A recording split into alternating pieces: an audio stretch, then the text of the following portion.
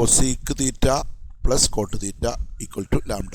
സാധാരണ എല്ലാ ക്വസ്റ്റ്യനിലും ചെയ്യുന്ന പോലെ സൈനിൻ്റെയും കോസിൻ്റെയും രൂപത്തിൽ ഇത് നമുക്ക് മാറ്റാം. കൊസീക്ക് തീറ്റയെ 1/sin തീറ്റ ആക്കിയിരിക്കുന്നു. കോട്ട് തീറ്റക്ക് പകരം, കോട്ട് തീറ്റ എന്ന് പറഞ്ഞാൽ ടാനിൻ്റെ റെസിപ്രോക്കലാണ്. Tan theta sine theta by cos തീറ്റയാണ്. Cot theta cos theta by sine theta equal to lambda. Okay, ഇപ്പോൾ ഇവിടെ ഡിനോമിനേറ്റർ രണ്ടും ഒന്നാണ്. ഒറ്റ ഡിനോമിനേറ്റർ ആക്കാം. സൈൻ തീറ്റ ഒറ്റ denominator 1 + cos theta by sine theta equal to lambda. ഇനി ഇതിനെ ഇപ്പുറത്തേക്ക് കൊണ്ടുപോകാൻ പോവുകയാണ് നമ്മൾ. ഈ സാധനത്തിനെ ഇപ്പുറത്തേക്ക് കൊണ്ടുപോകുന്നു. ഓക്കെ, അപ്പോൾ നമ്മൾ 1 + cos theta equal to lambda into sine theta എന്നതിലെത്തി. ഇനി ഈ രണ്ട് സൈഡും നമ്മൾ സ്ക്വയർ ചെയ്യാൻ പോവുകയാണ്. സ്ക്വയർ ചെയ്യുമ്പോൾ ഇവിടെ എക്സ്പാൻഡ് ചെയ്യാതെ 1 + cos theta the whole square എന്ന് മാത്രം ഇടുക. ഇവിടെ y² സൈൻ സ്ക്വയർ തീറ്റ എന്ന് ഇടുക. അതിനൊരു ഉദ്ദേശമുണ്ട്, അത് പറഞ്ഞുതരാം.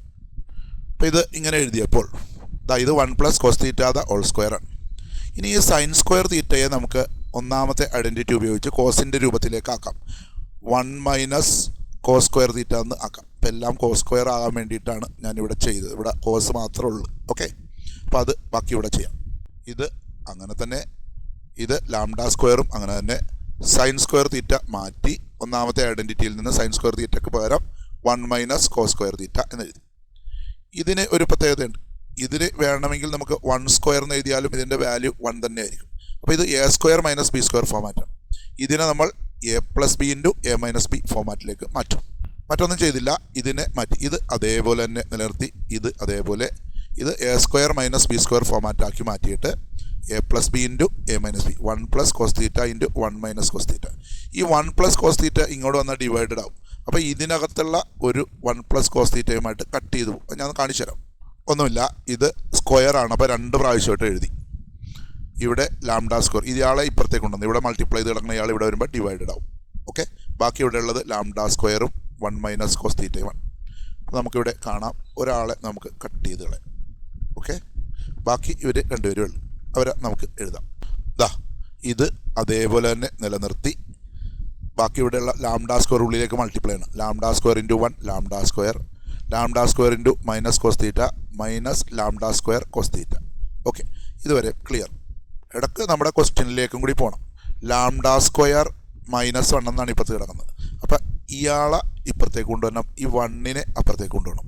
ഒന്നുകൂടി കാണിച്ചിരിക്കുന്നു. നമുക്ക് വേണ്ടത് ഇപ്പുറത്തെ സൈഡിൽ വേണ്ടത് ലാംഡ സ്ക്വയർ -1. ലാംഡ സ്ക്വയറിൻ്റെ അടുത്തേക്ക് ഇയാളെ കൊണ്ടുപോകുക. അപ്പോൾ -1 ഉണ്ടാവും. ഈ ലാംഡ സ്ക്വയർ കോസ് തീറ്റനെ ഇപ്പുറത്തേക്ക് കൊണ്ടുവരിക.